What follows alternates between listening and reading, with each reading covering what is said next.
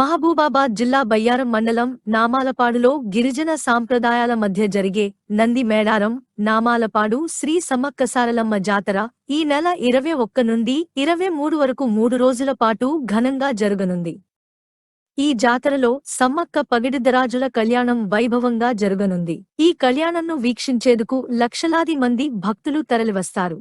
భక్తులకు ఎలాంటి ఇబ్బందులు కలగకుండా జాతర కమిటీ, గ్రామ పంచాయతీ అన్ని ఏర్పాట్లను పూర్తి చేసింది. ఈ జాతరకు వచ్చే భక్తుల కోసం ఎగ్జిబిషన్ కూడా ఏర్పాటు చేశారు.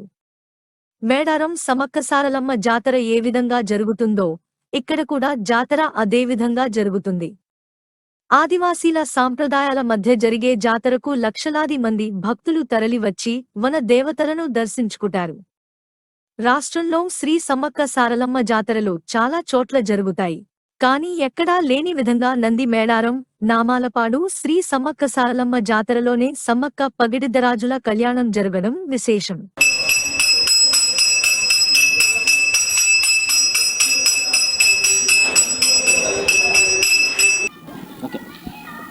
శ్రీ సమ్మక్క సారలమ్మ దేవాలయం నామాలపాడు, బయ్యారం మండలం, నామాలపాడు విలేజ్, మహబూబాబాద్ డిస్టిక్.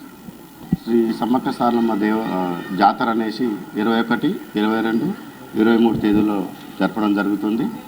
21వ తారీఖు వచ్చేసి ఉదయం పూట మన సమ్మక్క తల్లి ఫస్ట్ మనకి ఏ విధంగా కొలువైంది, ఏ విధంగా ఆదివాసులు దొరికి జాతర రూపంగా వచ్చింది అనే విధంగా ఒక చిన్నపిల్ల రూపంగా మనకి ఏ విధంగా దొరికిందో ఆ రూపంగా తీసుకొచ్చడం జరుగుతుంది సమ్మక్క తల్లిని. తర్వాత అదే రోజు 10-11 గంటలు ఈ బయ్యారం మండలం వచ్చేసి కంబాలపల్లి పంచాయతీ నుండి కోయగూడెం గ్రామం నుండి సారలమ్మని ఒడిగాల బియ్యంతో సారలమ్మ తల్లిని గద్దెకు తీసుకురావడం జరుగుతుంది. అదే 22వ తారీఖు వచ్చేసి జంపన్న తండ్రికి స్నానాలు కానీ పోతే పొంగల్ కానీ వడ్డించుడు, పూజలు అవి చేసేసి వచ్చిన తదనంతరం 2-3 టైంలో సమ్మక్క తల్లిని తీసుకురావడం చిలకల గట్టుకి ప్రయాణం అవడం జరుగుతుంది. అదే క్రమంలో శలపయారం అనేది దేవుడికి ఫస్ట్ నుండి ఉన్నది. అది ఆరగించిన తర్వాత అదే సమ్మక్క తల్లిని 7-8 టైంలో గద్దెకు తీసుకురావడం జరుగుతుంది. అదే నైట్ 10-11 టైంలో ఎక్కడ లేని విధంగా ఒక 30-40 సంవత్సరాలు దేవుని గురించిన కాడించి కానీ జాతర చేసిన కాడించి కానీ పగిడిద్దరాజుకును సమ్మక్క తల్లికి జాతర చేయడం జరుగుతుంది. ఇది ప్రత్యేకంగా మా కాన్న అయితే చేస్తాం.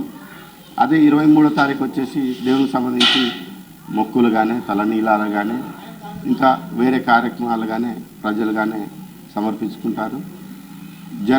వచ్చే ప్రజలకు ఎలాంటి ఇబ్బందులు కలగకుండా వాటర్ పరంగానే సరిపోయిన ఇంకా ట్యాంకర్లు కానీ పోలీస్ డిపార్ట్మెంట్ కానీ పంచాయతీ కానీ మెడికల్ డిపార్ట్మెంట్ కానీ అన్ని విధాలుగా వచ్చే జనానికి ఏ విధంగా అసౌకర్యాలు ఇబ్బంది పడకుండా గుడి తరపున మేము అన్ని శ్రీ సమ్మక్క సారలమ్మ జాతర నంది మేడారం నామలపాడు. ఈ సంవత్సరం జాతర ఫిబ్రవరి 21 నుంచి 23 వరకు స్టార్ట్ అవుతుంది. 21 వచ్చేసి మనకు 11-10 గంటలకు చిన్నపిల్ల రూపంలో సమ్మక్క తల్లి గద్దెకు వస్తుంది. అలాగే ఆ రోజు కోయగూడెం గ్రామంలో సారలమ్మ తల్లిని అంగరంగ వైభవంగా రెడీ